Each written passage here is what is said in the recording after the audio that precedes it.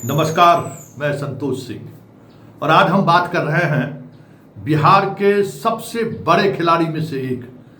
भ्रष्टाचार में बात कर सकते हैं। ठगी में तो हम लोग नटवरलाल को तो याद करते ही है ना, लेकिन भ्रष्टाचार के मामले में एक थे ना, चारा घोटाले में सिन्हा जी जेल गए थे। पशुपालन विभाग के पदाधिकारी थे। वो तो पदाधिकारी थे, लेकिन हम आज जिसकी चर्चा करने जा रहे हैं, न वो पदाधिकारी था, ना बहुत बड़ा संवेदक। कबाड़ा बेचते बेचते जो है सो हीरा बेचने लगा। जी हाँ, अब बात ऋषुश्री की कर रहे हैं। ऋषुश्री बेउर पहुंच चुके हैं। हालांकि दराज साहब को जो सख्ती बरतनी चाहिए थी, उस तरीके की सख्ती तो उन्होंने नहीं बरता। कोतवाली थाना में ही पूछताछ किए, जो जहाँ स्पेशल विजिलेंस यूनिट का पूछताछ होता है, वहाँ ले जाने से थोड़ा परहेज की, वजह जो भी हो। लेकिन पूछताछ के दौरान जो खबर आ रही है कि 3 इस राज्य के सबसे बड़े ओहदे पर बैठे हुए 3 IAS अधिकारियों के बारे में उन्होंने कहा है कि इस पूरे खेल में उनकी बड़ी भूमिका है। 2 रिटायर्ड हैं और एक वर्तमान में है, जिसकी चर्चा ईडी भी कई मौके पर कर चुकी है। मतलब आनंद किशोर। हालांकि उसके बारे में उन्होंने कहा कि वो तो मेरे रिश्तेदार ही हैं। खैर, जांच और जेल खबर ये नहीं है। इस वक्त की सबसे बड़ी खबर ये है कि इस केस में ईडी की एंट्री हो गई है। सबसे बड़ी खबर। और हम आपको एक एक्सक्लूसिव ईडी का वो नोटिस दिखा रहे हैं, जो नोटिस देर शाम रिसीव कराया गया है ऋषुश्री के परिवार को। जरा नोटिस को देखिए, एक्सक्लूसिव है और बहुत ही सीक्रेट डॉक्यूमेंट्स है, इसलिए एक झलक आप देख लीजिए, यही काफ़ी है कि यही ईडी का नोटिस है जो ऋषुश्री के परिवार के लोगों को रिसीव करा दिया गया है। और कहा गया है कि 1 तारीख को, 1 जून को दिन के 11 बजे ऋषुश्री को लेकर हमारे दफ्तर में पहुंचे, ईडी के दफ्तर में। बात समझ में आई क्या? नहीं ना। कहाँ वो बेउर जेल में है और कहाँ ईडी उसके परिवार को नोटिस थमा रहा है और कह रहा है कि आप आइए 1 तारीख को। कैसे आएगा भाई? वो तो न्यायिक हिरासत में है।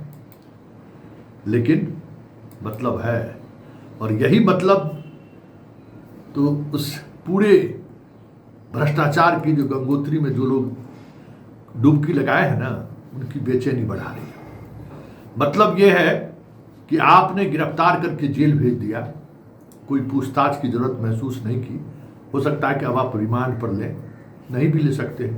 3 IAS अधिकारियों का नाम उन्होंने कहा है। उन अधिकारियों पर अब आगे क्या कार्रवाई करते हैं, ये देखने वाली बात होगी। लेकिन एक बात जो सबसे बड़ी बात और महत्वपूर्ण बात है कि ईडी के इस केस में प्रवेश करने से ये तय हो गया कि इस मामले में, हालांकि ईडी के पास पर्याप्त सबूत है कि कैसे कैसे पैसा इन्होंने एक मंत्री का सिंगापुर पहुंचाया है, एक हिमाचल से लेके कहाँ कहाँ कितने बड़े स्तर पर इन्वेस्टमेंट हुआ है एक और मंत्री का। इस खेल में अब नई चीज़ें जो सामने आ रही है कि 2 मंत्री, एक पूर्व है एक वर्तमान है, कि कह सकते हैं कि नट बहुत का हो सकता है कि टाइट कर दें, क्योंकि इस मामले में केंद्र की एजेंसी की सक्रियता शुरुआती दौर से ही है। और इस केस को लेकर केंद्र की सरकार काफ़ी संवेदनशील है, क्योंकि इतने बड़े भ्रष्टाचार के मामले में बिहार जैसे राज्यों में उस नेक्सस को एक्सपोज करने की पूरी कोशिश में केंद्र भी लगी हुई है। और यही वजह है कि गिरफ्तारी के बाद, हालांकि गिरफ्तार करने के लिए एजेंसी तैयार नहीं थी, वो तो सम्राट चौधरी का वो कह सकते हैं कि अपना एक अंदाज है, जिस अंदाज ने इनको गिरफ्तार करने पर मजबूर कर रही थी। कौन स्पेशल विजिलेंस यूनिट इस तरीके के मामले में अभी तक किसी की गिरफ्तारी नहीं किया है। अपना सारी कानूनी प्रक्रिया पूरी करके चार्जशीट करके हो गया, और ट्रायल में भी बहुत सारे लोगों को इन्होंने सजा दिला दी हो, ऐसा भी नहीं है। खैर, वो सवाल नहीं है। इस नोटिस के जारी होने का मतलब ये है कि इस पूरे नेटवर्क में जो सेल कंपनी के सहारे जितने आईएएस अधिकारियों का पैसा दुबई के रास्ते मॉरिशस, ऑस्ट्रेलिया में इन्वेस्ट हुआ है, सिंगापुर में इन्वेस्ट हुआ है, पटना में भी एक सगुना मोड़ के पास आगे में एक बहुत बड़ा क्या कह सकते हैं प्रोजेक्ट चल रहा है अपार्टमेंट का। कहा जा रहा है कि उसमें कई ब्यूरोक्रेट्स का निवेश उसमें है। वो बहुत सारी चीज़ें और इनपुट ईडी के पास है, और इसलिए ईडी ने ऋषुश्री के घर के सदस्यों से कोई पास नोटिस भेज कर रिसीव कराया है। और अब ईडी स्पेशल विजिलेंस यूनिट पूछताछ करे या नहीं करे, ईडी रिमांड पर लेके, क्योंकि ईडी को ये सूचना अब आधिकारिक तौर पर दी जाएगी कि ऋषुश्री न्यायिक हिरासत में है, तो वह फिर आधिकारिक तौर पर वो कोर्ट से, क्योंकि ईडी के ही आवेदन पर तो एफआईआर दर्ज है, ईडी के ही सबूत के आधार पर एफआईआर दर्ज है, और ईडी अब पूछताछ करना चाहती है तो रिमांड पर वो ले सकती है। तो स्पेशल विजिलेंस यूनिट रिमांड पर ले चाहे नहीं ले, इस संबंध ने संकेत दे दिया है कि ईडी अब उसको रिमांड पर लेगी। और ईडी के रिमांड पर लेने का मतलब क्या है अब वो समझ जाइए, क्योंकि ईडी इसको गिरफ्तार नहीं कर सकती थी।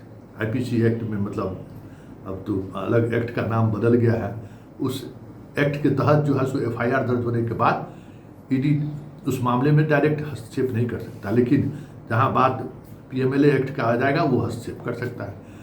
तो अब बाकी जिन जिन आईएएस अधिकारियों के बारे में, खास करके 2 आईएएस अधिकारी पर तो उन्होंने एफआईआर दर्ज करने के लिए कहा था, अभी तक एफआईआर दर्ज नहीं हुआ है, लेकिन जो इस पूरे घटनाक्रम का जो किंग पिन है, चाहे वो हेल्थ डिपार्टमेंट हो, चाहे ग्रामीण कार्य विभाग हो, चाहे भवन निर्माण विभाग हो, चाहे नगर विकास विभाग हो, जल संसाधन विभाग हो, 5 ऐसे विभाग हैं जहां ऋषुश्री का पूरा नेटवर्क चलता था। और जो काम किसी जमाने में बिहार के बाहुबली किया करते थे टेंडर दिलाने में, वो काम ऋषुश्री करता था।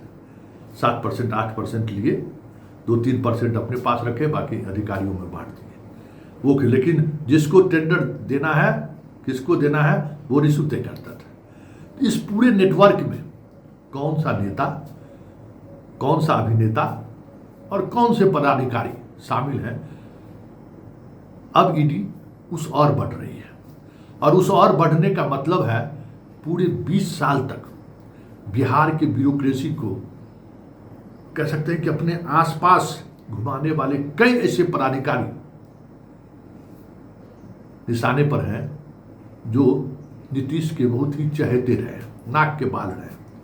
अधिकांश अधिकारी ऐसे हैं जो इस रडार में आ रहे हैं। ऐसे में क्या कहा जाए, तय मानिए कि ये जो आने वाला 2-3 महीना है, वो 2-3 महीना बिहार की राजनीति में और बिहार की ब्यूरोक्रेसी में सुनामी आ जाए तो कोई बड़ी बात नहीं होगी, क्योंकि यह कार्रवाई कहीं न कहीं राज्य और केंद्र की संयुक्त कार्रवाई है। और इस कार्रवाई के सहारे सरकार ये इमेज बढ़ाना चाहती है, ये इमेज को मजबूत करना चाहती है कि हम वाकई में 3C के प्रति कमिटमेंट मेरा है।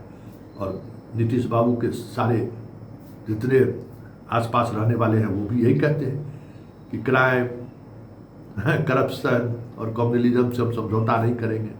तो सम्राट बाबू क्यों करेंगे समझौता? तो ये सारा खेल जो आप देख रहे हैं, ये ज्वाइंट ऑपरेशन है, ऊपर और नीचे का। कहते हैं ना डबल इंजन की सरकार का ये ज्वाइंट ऑपरेशन है। और इस ऑपरेशन के सहारे ऐसे तमाम पदाधिकारी जो 20 वर्षों में मलाई पर मलाई खाए हैं और आईपीएल से लेके सीसीएल तक जो इन्वेस्टमेंट किए हैं, एक एक का परत दर परत खुलकर सामने आएगा। ये बात अब ईडी की इस कार्रवाई से, मतलब हस्तक्षेप से, साफ दिखने लगा है।